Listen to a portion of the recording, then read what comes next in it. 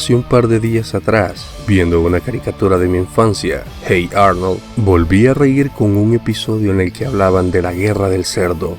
Aunque ya la había visto cuando era pequeño, me volvió a dar gracia verla, pero me quedé preguntando si en verdad había existido una guerra como esa, o simplemente era una satírica de las guerras actuales alrededor del mundo.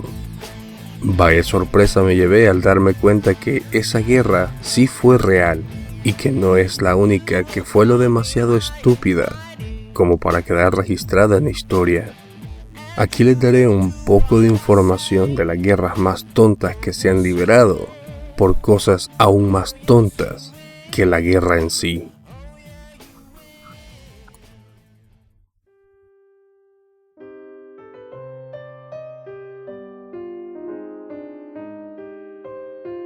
Resulta que en el año de 1859, cuando Estados Unidos aún se dividía entre tierra liberada y tierra gobernada por los ingleses, un campesino llamado Lemuel Cutler, del lado del suelo estadounidense, encontró un cerdo comiéndose su cultivo de papas.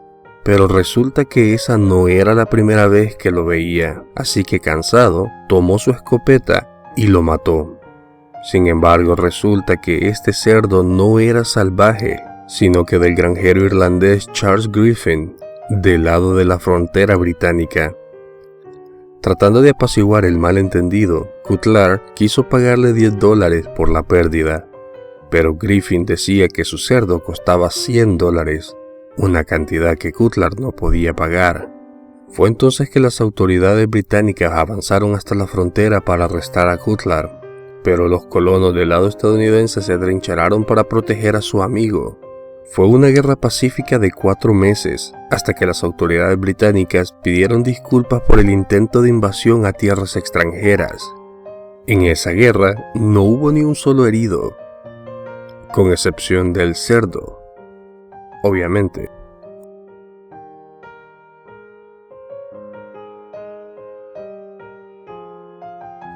Se dice que en 1325, en Italia, en una época donde había una gran rivalidad entre los estados independientes de Módena y Bolonia, un suceso alteró la delgada línea de tranquilidad entre estos dos pueblos, pues resulta que un grupo de soldados de Módena entró a Bolonia y robaron un barril de roble.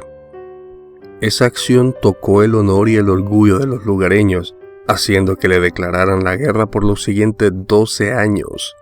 Aunque fue una hazaña digna de respetar por la resistencia de esos dos países y más que todo por su persistencia, todo fue en vano. No se sabe cuántos fueron los afectados y lastimosamente no pudieron recuperar el barril robado, que graciosamente ahora ese barril es exhibido en el campanario de Módena.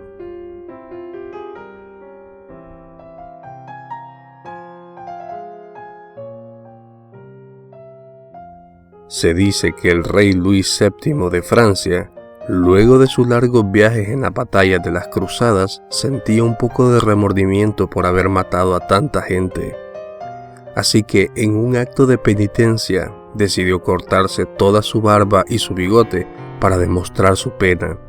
Pero su esposa, Leonor de Aquitania, hija de un duque francés, no le gustó el nuevo look de su esposo, por lo que le pidió dejarse crecer la barba nuevamente.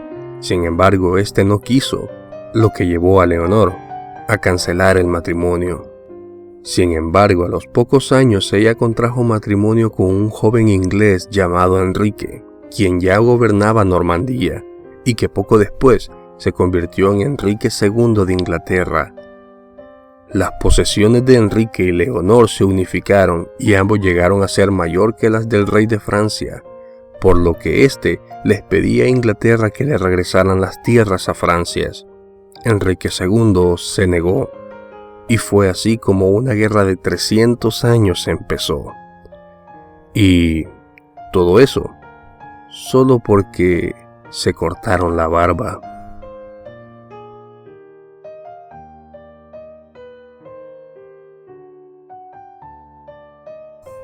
Se considera guerra cuando el poder de un país utiliza a su ejército para atacar o defender su nación.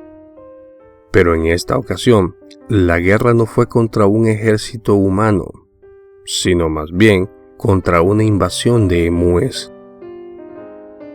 Resulta que en 1932 el gobierno australiano comenzó a preocuparse por el increíble crecimiento desmesurado de estas aves de gran tamaño. Estas no solo dañaban la tierra en donde pastaban, sino que comenzaban a intervenir en la vida diaria de las personas que vivían en las ciudades y en los pueblos cercanos. Fue así como la batalla bajo el mando de el Gran Meredith de la Real Artillería Australiana empezó. Armados con ametralladoras Lewis y más de 10.000 cartuchos de municiones, comenzaron a dispararles a estas tontas aves. Al final de cuentas, solo eran aves. Pero no contaron que a falta de la capacidad de volar, estas aves corren a más de 50 km por hora, lo cual les hizo que fracasaran en su primer intento, dejando a los artilleros como tarados. Pero 7 días después habían logrado un avance muy significativo, y aproximadamente 20.000 aves murieron en esa batalla. Sin embargo, el ministro de Defensa ordenó la retirada de las tropas, y esta salirse hicieron que los emúes ganaran la guerra ante el ejército australiano. El mayor Meredith, después de la batalla, exclamó: "Si tuviésemos una fuerza militar con la capacidad de carga de munición de estas aves, podrían enfrentarse a cualquier ejército del mundo. Podrían afrontar ametralladoras con la invulnerabilidad de un tanque. Ellas son como los Zulus". Es obvio que ninguna guerra tiene nada de gracioso. No podemos escudarnos bajo tontos argumentos de paz mundial o de órdenes divinas para lastimar a los demás. Pero a veces, solo a veces, lo único que puedes hacer al escuchar sucesos como estos es reírte.